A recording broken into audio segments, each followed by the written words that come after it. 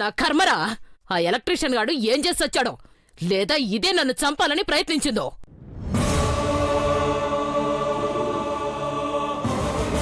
పైగా ఎలా చూస్తుందో చూడు. ముందు దీన్ని ఇంట్లో నుంచి వెళ్ళగొడితే గాని నేను మొహం కడుక్కోను. అత్తయ్య, నిజంగానే నా తప్పేమీ లేదు. అంటే తప్పంతా నాదేనంటావు? అసలు అసలు అదంతా ఎలా జరిగిందో నాకిప్పటికీ తెలియదు. ఇంకా నయం, ఉంగరం పడిపోయిందని మిక్సీలో వేలు మాత్రమే పెట్టాను. వాసన చూడలేదు, ముక్కు పచ్చడయ్యేది. దీంతో చిలక ముక్కు అదేదో పెద్ద పచ్చడవుతుందని ఫీల్ అవుతోంది. అస్సలే నాకు మండుతోంది. సెటైర్లేస్తే ఇంకా మండుతుంది. అసలు దీన్ని... అమ్మా, నువ్వు కొంచెం శాంతించు. వదిన, లోపలికెళ్ళండి.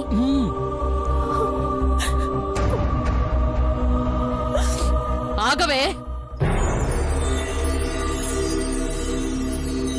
ఇంట్లో కాదు, మర్యాదగా బయటకు వెళ్ళు. అసలు నీ మొహం చూడవే నాకిష్టం లేదు.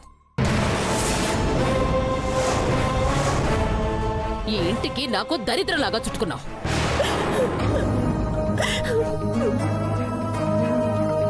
టీవీలో చూస్తే కలొచ్చిందంటావు. రేపొద్దున మమ్మల్ని అందరినీ చంపేసి టీవీలో కనిపించింది బాబాయ్, అందుకే చంపేశాను అని అంటావేమో. వామ్మో, నువ్వు చాలా డేంజరే. నువ్వు అసలు ఇక్కడ ఉండొద్దు, ఉండొద్దంతే. అమ్మా, ఈ ఒక్కసారికి అంజలి... ఇంకా చాలు అర్జున్. ఇప్పటిదాకా నువ్వు చెప్పావని ఊరుకున్నాను. ఇంకెవ్వరు చెప్పినా విన్ను. ఇది ఇంటి నుంచి వెళ్లాల్సిందే. అత్తయ్య, పాపం అంజలి మీకెలా సారీ చెప్పాలో తెలియక అలా నిల్చుండిపోయింది. జరిగిన దానికి తనెంత బాధపడుతుందో ఒక్కసారి ఆలోచించండి. ఆలోచిస్తే తలనొప్పి వస్తుంది. ఇది ఇంకా ఇక్కడే ఉంటే బీపీ వస్తుంది. అయితే ఓ పని చేయి కాంతం, నువ్వు వెళ్ళి గదిలో ఉండు. ఈ లోపల తన సంగతి ఆలోచిద్దాం. లేదు, ఈ రోజు అటో ఇటో తేలిపోవాల్సిందే. కాంతం పద. ముందు దాన్ని కెట్టేయండి. అప్పటి వరకు నేను మొహం కడుక్కోను.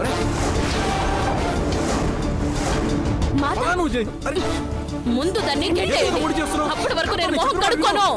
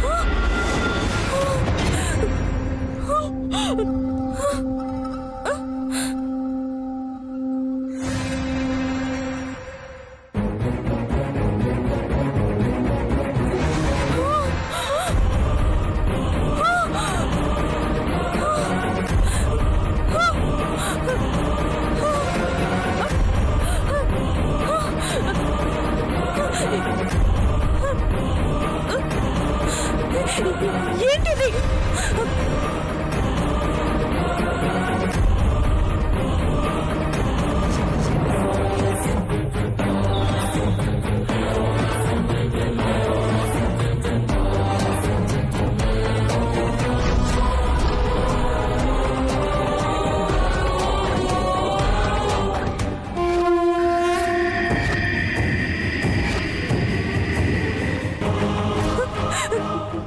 ఏమైంది నాకు? నా ఫేస్ నాకు అసహ్యంగా కనిపిస్తుంది. అంటే అంటే నా శరీరం నా నా నాశనం అయిపోతుందా? అయ్యో, నేను ఇక్కడే ఉంటే నేను దెయ్యమని అందరూ గుర్తుపట్టేస్తారు. వెళ్ళిపోవాలి. ఒక్క క్షణం కూడా ఇక్కడ ఉండకూడదు. ఏదో ఒకటి చేయాలి. వెళ్ళిపోవాలి.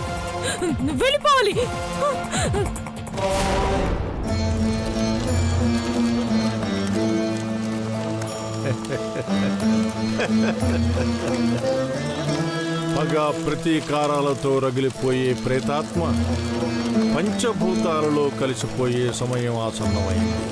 అంటే గీతలా నటిస్తున్న భూతం మాయమవుతుందా గురువుగారు? మాయమంత్రాలు నేర్చిన భూతం మాయమైతే మళ్ళీ ఎక్కడో అక్కడ ప్రత్యక్షమవుతుంది. అది దిగంతాలలో కలిసిపోవాలి. ఆ సమయం ఆసన్నమైంది. దానికదే నాశనమవుతుందా గురువుగారు? గీత ప్రాణం పోయాక కోరిక తీరని ఆత్మ ప్రతీకారం తీర్చుకోవాలన్న కసితో పార్థివ శరీరంలోకి వెళ్లటం ఆలస్యం చేస్తుంది. 2 పక్షాలు దాటిన ఆ శరీరం కుళ్ళిపోకుండా రసాయనాలు వాడినా ప్రకృతి సహజ ధర్మాన్ని అనుసరించి కొంతకాలం సహకరిస్తుంది. ఇప్పుడు కంచుకోటలా గీత శరీరాన్ని కప్పుకొని కాపాడుతున్నది బీటలు వారటం మొదలుపెట్టింది. ఈ తాళపత్రాల్లో రాసిన మూలమంత్రాన్ని పఠిస్తూ లక్ష్మీ నరసింహస్వామి పూజ తలపెడితే ఆ ప్రేతాత్మ సంపూర్ణంగా అంతర్ధానమైపోతుంది. ఆ పెనుభూతం అడ్డుకునే అవకాశం ఉంది కదా గురువుగారు?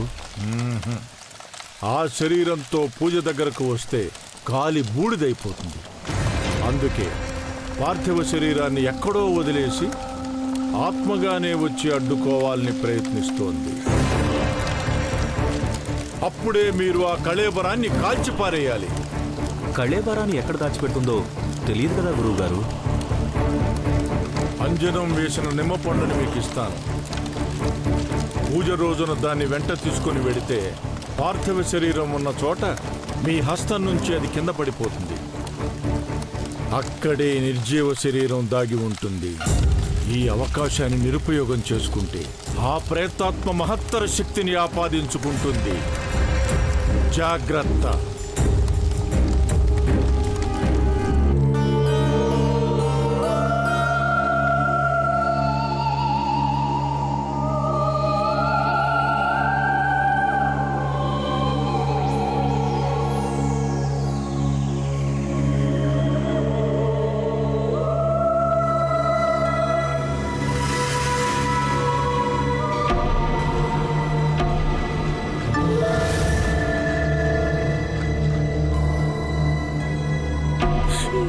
నా శరీరం ఇలా అయిపోతుందేంటి? ఇలా కుళ్ళిపోతూ శవంలా మారితే అర్జున్ ప్రేమని ఎలా దక్కించుకోవాలి? నేను గీతలా కనపడకుండా ఇలా దయ్యంలా కనపడితే నా నిజ స్వరూపం అందరికీ తెలిసిపోతుంది కదా. ఇప్పుడేం చేయాలి? ఏం చేయాలి? నా శరీరాన్ని ఎలా కాపాడుకోవాలి?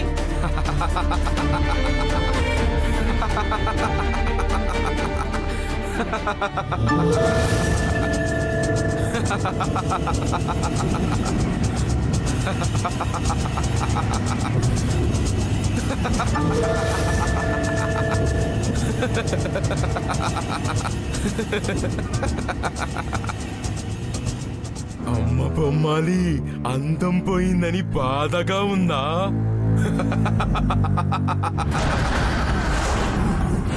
అది శాశ్వతం కాదు, సర్వనాశనం అయిపోతుంది.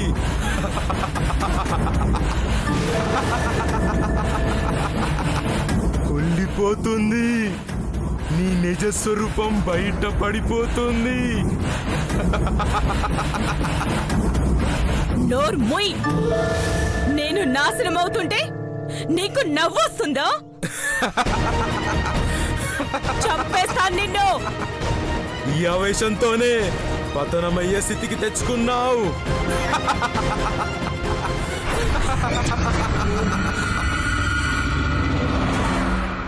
నీకు మంచి బుద్ధే ఉండుంటే నీ బ్రతుకు ప్రేతాత్మలా ఎందుకు మారేది?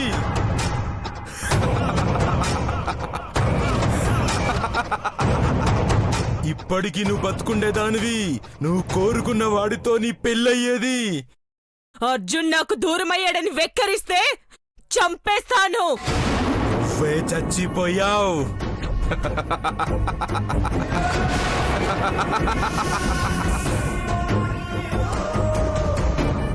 6 అడుగుల స్థలం చాలక చచ్చిన శవాన్ని కప్పుకొని తిరుగుతున్న ప్రేతాత్మవి నువ్వు.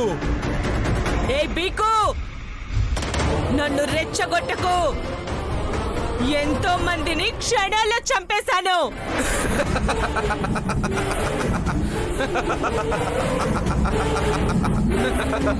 నా దగ్గర భయంకరమైన క్షుద్ర శక్తులున్నాయి. ఎంత శక్తి ఉంటే లాభమేంటి? శరీరం ఉండాలి కదా.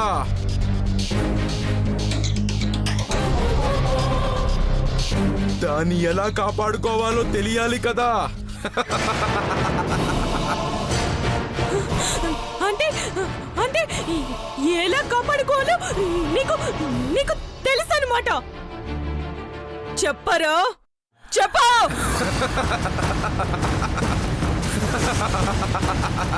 నా ఈ శరీరం కుళ్ళిపోకుండా ఉండాలంటే ఏం చేయాలి?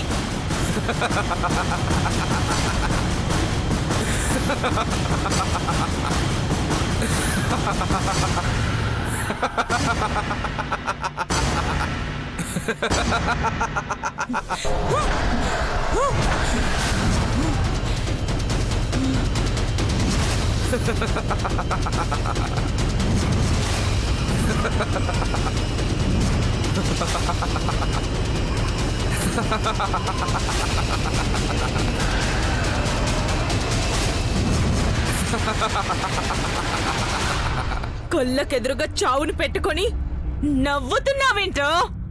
నన్ను చంపినా లాభం లేదు.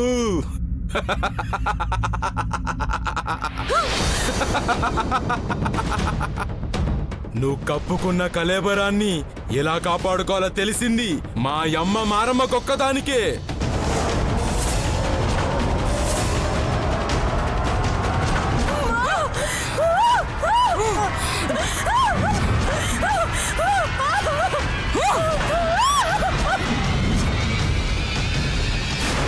తొందరపడి మా అమ్మని చంపేశావు. అది చచ్చింది కదా. ఇప్పుడు ఈ శరీరాన్ని ఎలా కాపాడుకోవాలి? కాపాడుకోలేవు. నీ నిజ స్వరూపమేంటో అందరికీ తెలియాలి. నీ అంతం మొదలైంది.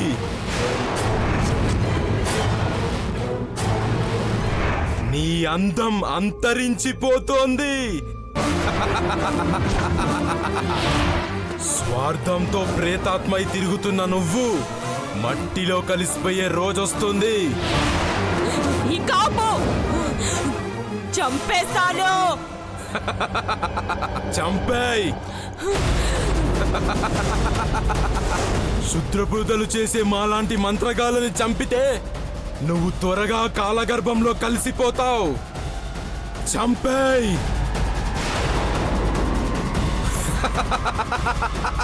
చంపేయ్.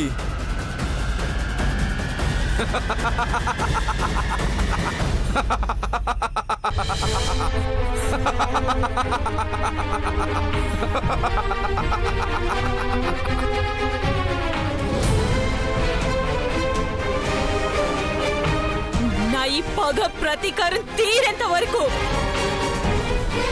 నా ఈ శరీరాన్ని కాపాడుకోవాలి.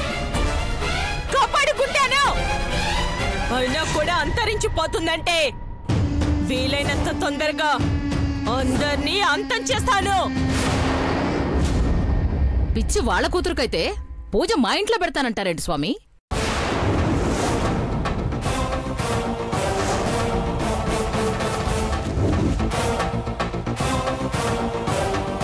నేనొక్కదాన్నే మాట్లాడుతున్నాను. మీరెవరూ నోరు మెదపరే. మీ ఇంట్లో వాళ్ళందరూ సూత్రప్రాయంగా అంగీకరించినట్లే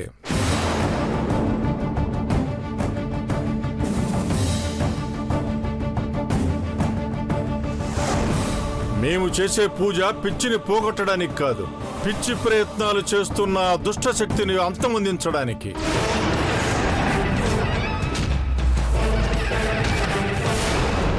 ఈ ఇంట్లో ఏ అరిష్టాలున్నాయో ఏమో వదినా, లేకపోతే స్వామీజీ ఇంట్లో అడుగు పెట్టరు. అరిష్టాలంటే ఏ ఉన్నాయమ్మా? మీ ఇద్దరు కూతుళ్ళున్నారుగా, సరిపోదు?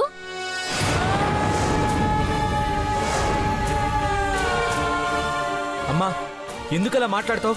వాళ్ళ మనసు ఎంత నొచ్చుకుంటుంది. అయినా మీ అమ్మ ఎప్పుడు మంచిగా మాట్లాడిందని. ఆమె చెప్పిన దాంట్లో కూడా సత్యం ఉంది.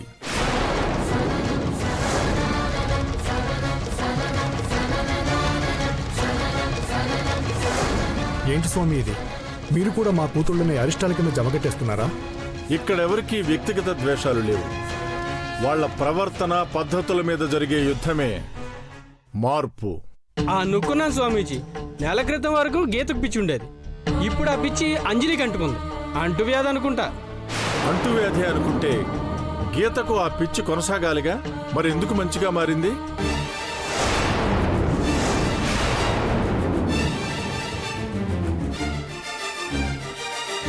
మార్పు వస్తే మంచిదే కదా గురువు గారు. మార్పుతో పాటు మంచి జరగాలి. అందుకే లక్ష్మీ నరసింహస్వామి హోమం చేస్తే మళ్ళీ ఈ ఇంట్లో ప్రశాంతత వస్తుంది. మీరు చెప్పిందంతా బానే ఉంది స్వామి, కానీ మా ఇంట్లో పూజలు మంత్రాలు చేస్తే చుట్టుపక్కల వాళ్ళంతా ఏమనుకుంటారు? వాళ్ళందరినీ ఎందుకు పిలుస్తావద్దయ్యా? మనింట్లో పూజ చేసుకుందాం. మనిల్లు అని వరుసలు కలుపుతున్నావేంటమ్మా? మీ నాన్నేదో మీ ఇల్లమ్మి ఈ ఇల్లు కొన్నట్టు చెప్తున్నావు. స్వామి, పూజలు చేస్తే మంత్రాలు, హోమం చేస్తే పొగ తప్పకుండా వస్తాయి. అమ్మో, అది కాస్త వీధి వీధంతా పాకి టామ్ టామ్ అయిపోతే మా ఇల్లు ఎవరుకుంటారు? హోమం సిద్ధించి పూజ ఫలిస్తే మీకు ఈ ఇంటిని వదులుకోవాల్సిన అగత్యమే ఉండదు. అందరూ నిశ్చింతగా ఇక్కడే ఉండొచ్చు. ఊరుకోండి స్వామి, ఇప్పటికే ఈ ఇల్లు దెయ్యాల కొంప అని మార్కెట్లో పెద్ద ప్రచారం వచ్చేసింది. ఆ దెయ్యాన్ని నేను వెడలగొడతాను.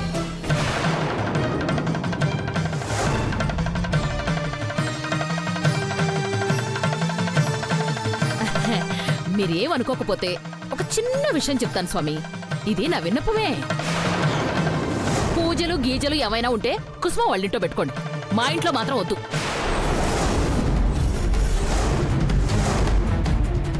నాన్న, అమ్మకి నువ్వైనా అర్థమయ్యేలా చెప్పు. రే, మీ అమ్మకి చెప్పడం నా వల్ల అవుతుందిరా? ఈ గొడవంతా ఎందుకు? అమ్మా నువ్వురా, నీతో 2 నిమిషాలు మాట్లాడాలి. ఎక్కడికి రా? అమ్మ రా అమ్మా. అక్కడ మాట్లాడదాం. నానా, మా ఇంట్లో మాత్రం పూజ వద్దు స్వామి. నేను మీకు ముందే చెప్తున్నాను. అమ్మ, రామ్మా. నేను మీకు ముందే చెప్తున్నాను, మా ఇంట్లో పూజ వద్దు.